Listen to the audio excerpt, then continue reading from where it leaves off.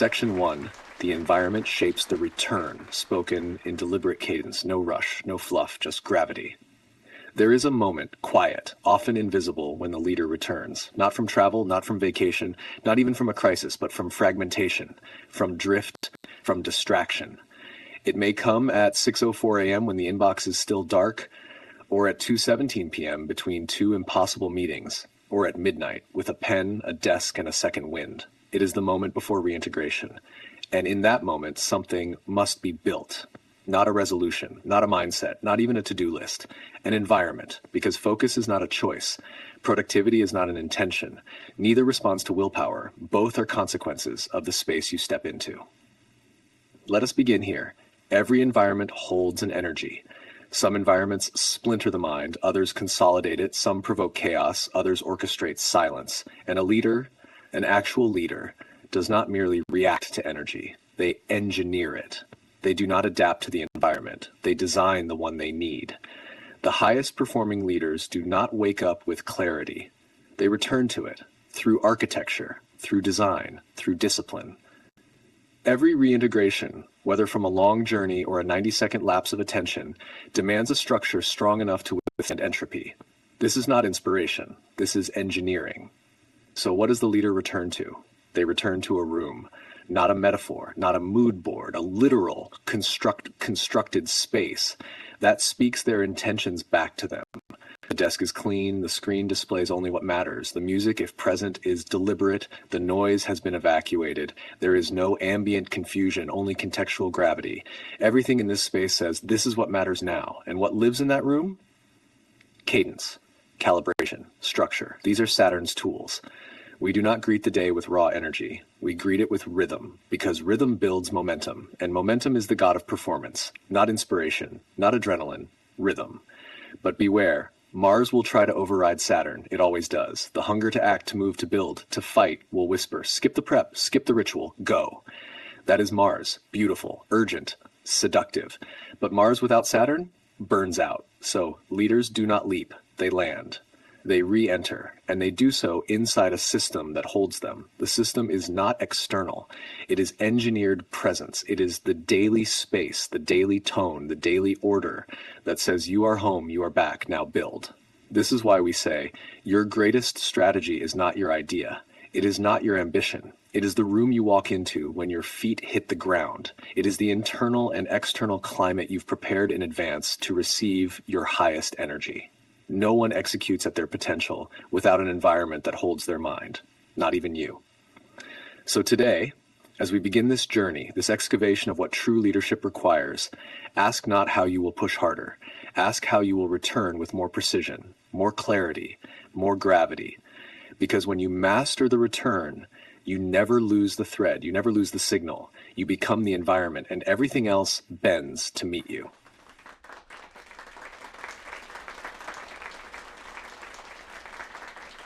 Section 2, the architecture of invisible environments.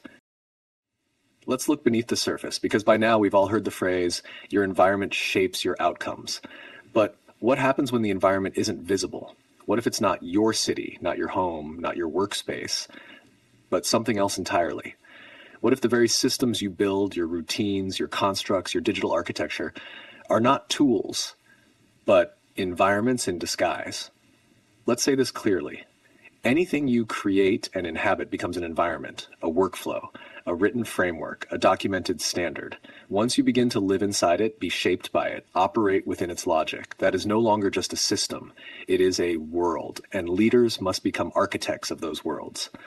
You see, most people believe they are moving through life, but in reality, they are moving through environments they themselves constructed, or worse, inherited.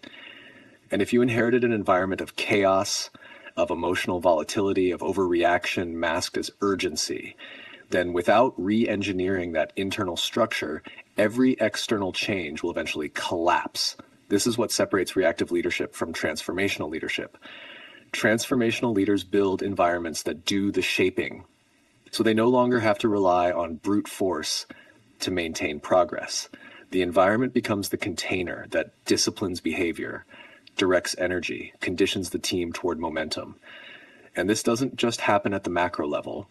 It happens in micro routines, in mental checklists, in how decisions are made, in whether a person wakes up inside a system or inside chaos.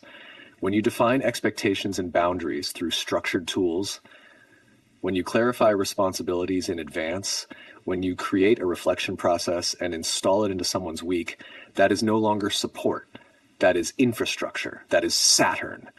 That is the gravity that holds the Mars energy in orbit. Without it, even the best talent will spin out. This is what most leaders miss. They try to scale with adrenaline. They launch campaigns with no container. They recruit people and throw them into undefined spaces.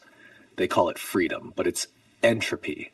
And entropy does not build legacies. So the real question is, what environments are you living inside?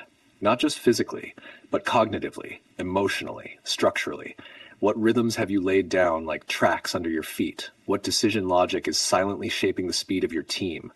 What unspoken rules govern how energy rises, falls, and refocuses? Because until you name those environments, you cannot redesign them. And the high performer, hear this, is not someone who simply works hard. The high performer is someone who designs the right environments and then submits to them, not as a bare form of freedom, because they know the more refined the environment, the less willpower is needed. And that's when true velocity begins. This is environment mastery, not just managing space, but engineering systems you can live inside. Systems that teach you, restrain you, elevate you, and hold you steady when expansion hits. So as we move forward, remember, every initiative, every habit, every line of code or content, if you live inside it and it shapes who you become, it's not just a project, it's an environment. And the quality of your environments will always determine the altitude of your leadership.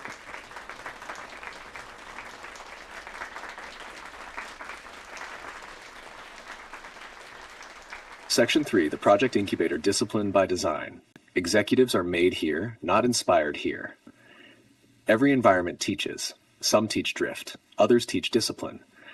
The project incubator was built to teach the latter. This is not a classroom. It is not theory. It is a live fire zone for future executives, a controlled environment where pressure is applied deliberately and structure becomes the soil of growth. Here, people don't just think about projects, they live inside them. Every deadline is real. Every deliverable has a name. Every role is defined. This is what it means to simulate the conditions of leadership without the safety net. The incubator isn't a single initiative. It's a rhythm of execution. Mars energy drives the ambition. Saturn defines the constraints. The tension between the two is not a problem to solve. It is the very engine of development. By building within constraint and pushing through pressure, individuals internalize the cadence of responsibility. They learn how to move a vision from paper to friction. And that friction, that struggle inside a well-formed environment, is where the future operator is formed. Inside the incubator, execution is the curriculum. Participants aren't handed theories. They're dropped into live project life cycles. Scope is defined, stakes are set. The timeline begins ticking. There's no pause button, project charters, status updates, stakeholder maps. These aren't academic terms, they're instruments of movement. You wield them, or you stall. And when you stall, the environment tightens. It's deliberate, because real growth doesn't come from comfort, it comes from impact under fire. The skills developed here aren't ornamental. They're sharp, repeatable, and earned. Communication under pressure, task breakdowns with brutal clarity, precision workflow coordination, clean milestone tracking, strategic risk calls. This isn't project literacy, it's operator training. You learn to take vision and frame it, break it, build it, ship it. Mars energy fuels the push. Saturn keeps it structured. That's the dual rhythm. Drive without chaos, structure without inertia. And what emerges isn't just a delivered project. It's a new environment for entrepreneurial rigor. The incubator becomes a mold. It shows what's required to build with intention. Systems, cadences, reviews, relentless feedback loops. Founders don't just learn skills, they live inside the early anatomy of their future companies. The incubator environment is the prototype, the scaffolding, the first serious rehearsal for what it means to lead something real. Because we don't train entrepreneurs to dream, we train them to move. The cockpit is live. Feedback is hard-coded. Every misstep teaches. And within that pressure, They begin to build the instinct not just to act, but to design environments that demand action. This is how execution becomes identity. This is how leaders are shaped. This is how Mars meets Saturn, and how both are forged into steel.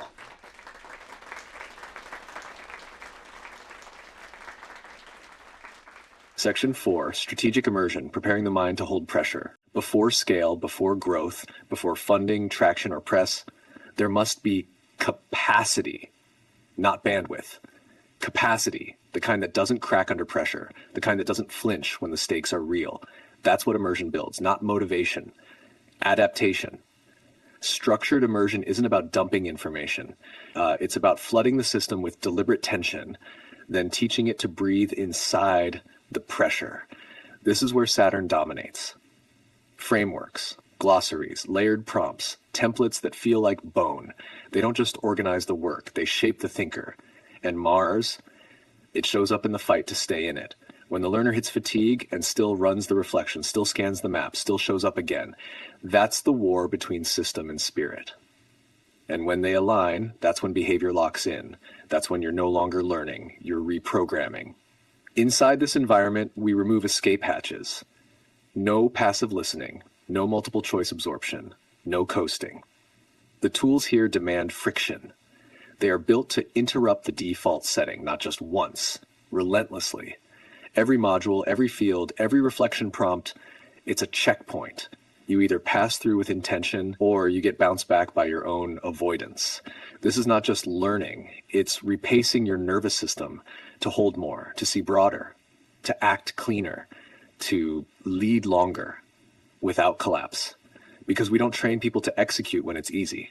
We train them to think clearly when the house is on fire. That's what immersion does. It's not about teaching you. It's about installing an architecture that thinks with you. It holds your cadence. It corrects your drift. It disciplines your scope. And if the system is built right, you don't outgrow it. You grow within it. Every layer of reflection, every structural map, every mental protocol becomes a neural track. So when the next crisis hits, you don't scramble. You return. That's the difference. That's the result, not knowledge. Posture, not information, preparation. Because leadership isn't about having answers. It's about being the system that holds the room steady when everything else breaks.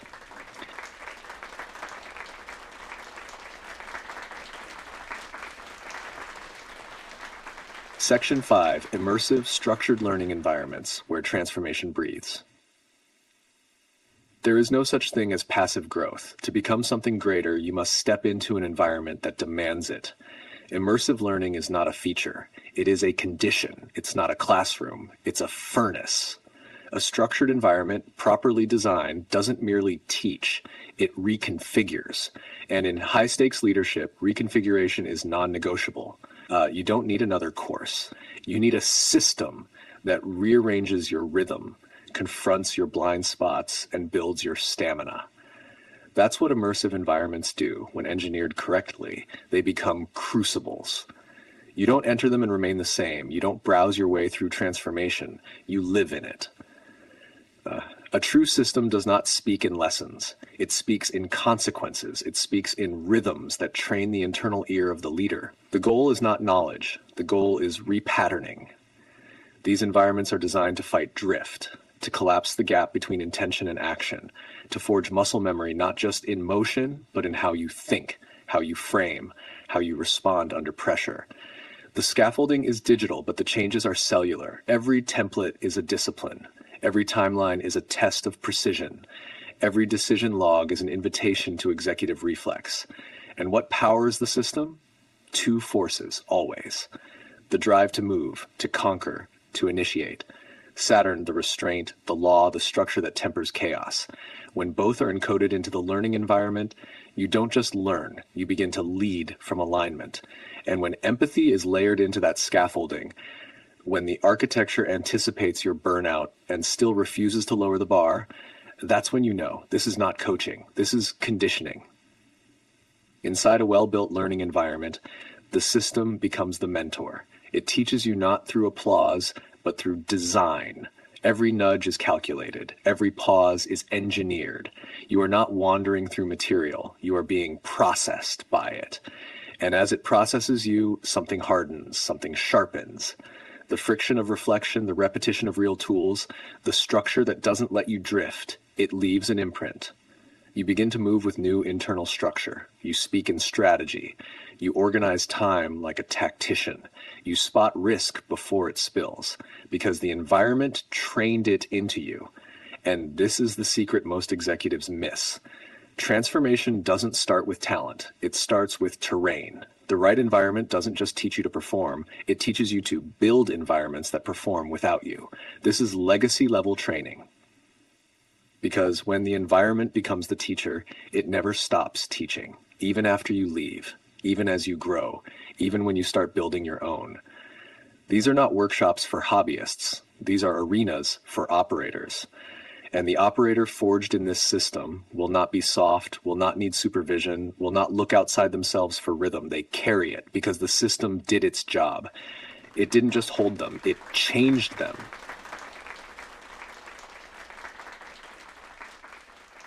Conclusion: environments are the true curriculum. There is a threshold every serious builder must cross. It is not marked by applause. It is not earned through vision decks or motivational bursts. It is crossed when the leader stops looking for shortcuts and begins architecting environments that compel performance, not comfort, not inspiration, not vague alignment. Performance, with teeth, with stamina, with repetition that refines identity. What you've witnessed across these 5 sections is not a set of ideas. It is a unified theory of transformation, that nothing meaningful is sustained through willpower alone, that greatness, real greatness, is always engineered. And what do we engineer? The environment, the space, the rhythm, the mental terrain, the operational layer that holds your ambition in its grip and says, now deliver. It begins with a room designed to reduce drift. It evolves into systems built to replace chaos with cadence. It becomes an incubator where Mars and Saturn shape behavior through conflict, and it culminates in immersive architectures that don't just teach, they reforge the leader.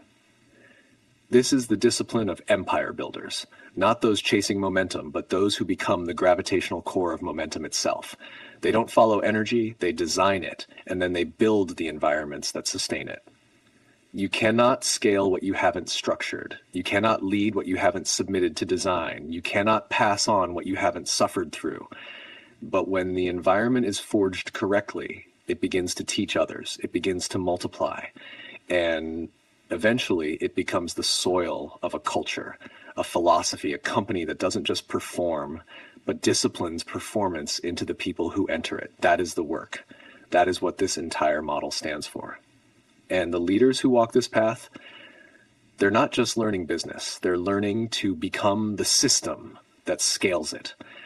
Because in the end, your legacy will not be the projects you completed. It will be the environments you built. And how many people became indestructible because they passed through them. Let's build for that.